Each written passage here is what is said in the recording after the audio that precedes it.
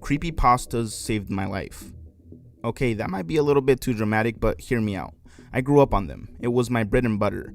It would save me when we would go on long road trips. I would download a few creepypastas on my iPod Touch and play Minecraft Pocket Edition on the way there to pass the time. Whenever I had to complete a mundane task and didn't want to feel lonely, I searched up my favorite narrator and got to working. So, dwelling in my nostalgia, I present to you 10 creepypastas that got me reminiscing about the past.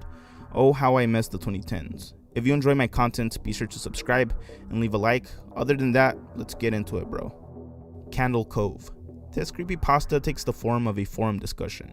Things begin fairly innocuously. SkyShow033 mentions a strange local television program from the early 70s called Candle Cove. However, as more users begin to recall details of the show, the story takes a dark turn. People remember strange episodes which seem completely inappropriate for children's broadcasting, and a disturbing villain who wants to quote-unquote grind your skin. The story ends with a shocking reveal, bringing into question the entire nature of Candle Cove and the memories shared. The end reveals that the show was never actually real and had never actually aired. The parents recalled that all the time the kids supposedly watched the show, they simply blankly stared into a static television screen. This video is sponsored by Raid Shadow Legends. Raid Shadow Legends has taken over, and gaming will never be the same again. Raid is the first game to bring a true console level experience right to your phone. I mean, just look at the gameplay. Here are some of my favorite Raid champions. Ursula the Mourner is amazing, clearly a closet legendary champion. Her second skill cripples enemies, attackers, and boosts your own with paired decreased attack and increased attack buffs. Also, her character design is sick, and it's personally one of my favorites. Venus is another one. I like that she's an extremely versatile offensive support champion who can put out some extremely powerful debuffs. Her default skill places poison, her second skill places AoE, decreased defense and weaken, and her final skill is mass HP burn. They've got special events every single day, including an entirely new event for the summer solstice. It's called the Path of Light, and you'll be able to explore 3 branching paths to get the rewards you want the most. Raid's currently running a special Deliana Chase event where you can get your hands on the amazing Deliana, a brand new legendary champion from the High Elves faction, just by logging in. All you have to do is log in and play Raid for 7 days between now and July 20th, and you'll get Deliana for free. That's it. This is the best time to get started in Raid, and if you click the link in the description or scan the QR code here on the screen, you'll get unique bonuses worth $30. We're talking a free epic champion Raker Drath, 200k silver, 1 energy refill, and 1 XP boost, and 1 ancient shard. So go ahead and click the link or scan.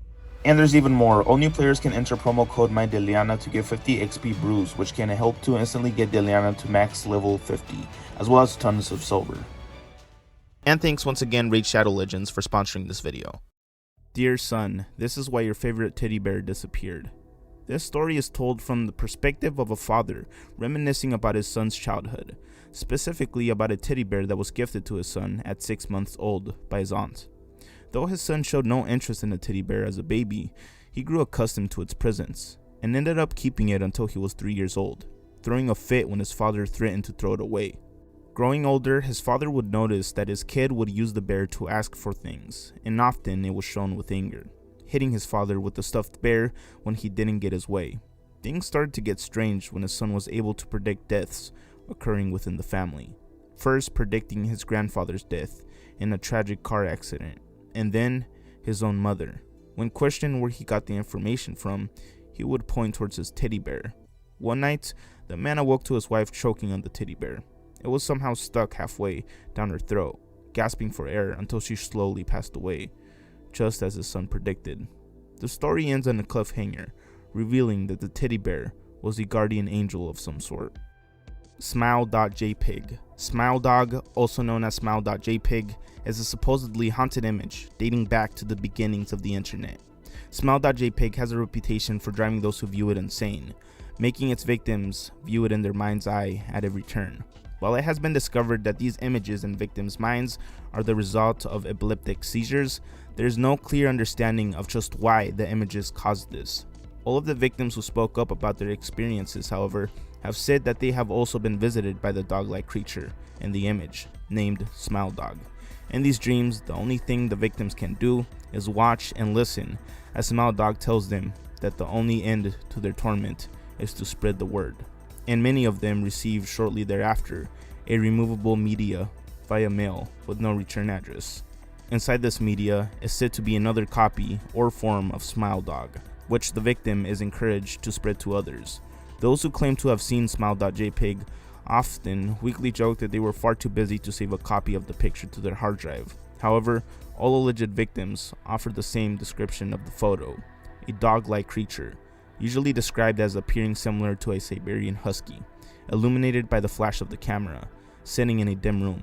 The only background detail that is visible being a human hand extending from the darkness near the left side of the frame. The hand is empty, but is usually described as beckoning. Of course, most attention is given to the dog, or dog-like creature, as some victims are more certain than others of what they claim to have seen. The muzzle of the beast is repeatedly split in a wide grin, revealing 2 rows of very white, straight teeth that are sharp and look human-like. Cure for cancer. This one's by far my favorite. I remember coming back to this story multiple times. This creepypasta is a mixture of both a creepypasta and a feelpasta, a depressing but unsettling story about a man named Nicholas, who lost both of his parents due to cancer at an early age. Nicholas went on to study at Harvard, where he graduated summa cum laude with a degree in biology. At 25, he published 6 groundbreaking studies, was a full professor, and a medical doctor. His main goal was to reach the pinnacle of cancer research, finding a magic bullet that would cure all cancers. Everything was going well until he found what he believed to be his future wife. Unlucky for him, she did not feel the same way. She would go on to try to dump him, until he came up with a plan. Nicholas decided to give her cancer, and then planned to save her life, so she would eventually fall back in love with him. Overall, the story is long, around a 40-minute read, and has a tragic ending, but is extremely interesting. The Pancake Family. This story is in the perspective of an officer who discovers a horrific crime scene. Most of the story is leading up to this discovery, with the officer breaking down to tears and asking to get some sort of sedative.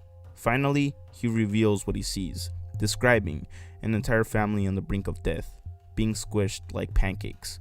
The person who tortured them was not a serial killer by definition, but he was indeed demented, squishing them little by little every day until they were actually flat, almost resembling pancakes.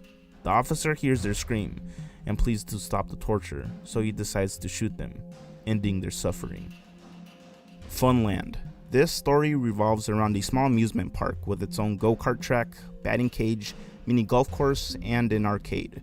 The main character mainly focuses on their favorite mini golf course, the 18th hole.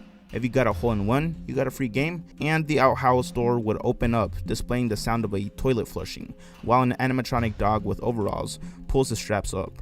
Its eyes would blink and jaw would move while pointing at the player for disturbing his bathroom time. This was all a recollection though, because the park closed years later to the narrator's disappointment.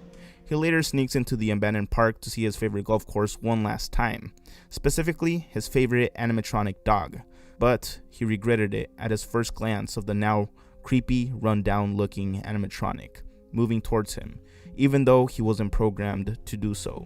Frozen in fear, he stayed, reflecting on what he had just gotten himself into, destroying his childhood. Annecy's Goatman. This story follows a teenager who goes down to Alabama to be with his extended family. While he, his cousins, and their friends are camping out in the woods, they see a strange figure, the Goatman, jerking and spouting gibberish as it follows them. They spend the rest of the night in fear, as the Goatman slowly infiltrates the group, terrorizing the teens, into a frenzied state of paranoia. Mr. Mix. The story goes like this. Mr. Mix was an old PC game from the early 1990s, mainly a typing game similar to Mario Teaches Typing, where you have to type words into a box to make a chef. Mr. Mix put ingredients into a bowl. Mr. Mix himself, he was a large round-faced overweight man with large beady eyes and red spots on his cheeks. Most children who played the game reported having vivid nightmares of Mr. Mix, speaking to them in a quiet, raspy voice and threatening them to keep quiet about something. However, none of them could remember exactly what it was. Using memory hacking software, they managed to crack the game's code and bypass the impossible 5th level. What they found, however, was extremely disturbing and caused many of them to quit the expedition altogether.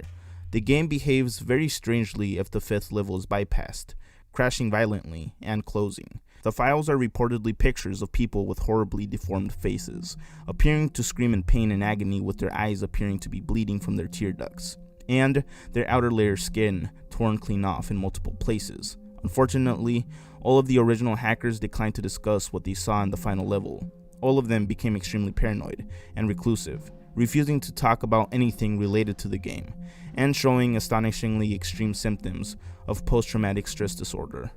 No End House. No End House is a notorious creepypasta story about a young man who takes on the challenge of completing a haunted house attraction to win a cash prize. But each room is more terrifying than the last. It starts off as plainly innocent, but gets darker as it goes. The story itself is pretty long, but the creepypasta had a good enough plot to get its own episode on the Channel Zero show on the Sci-Fi Network. Ronald McDonald House.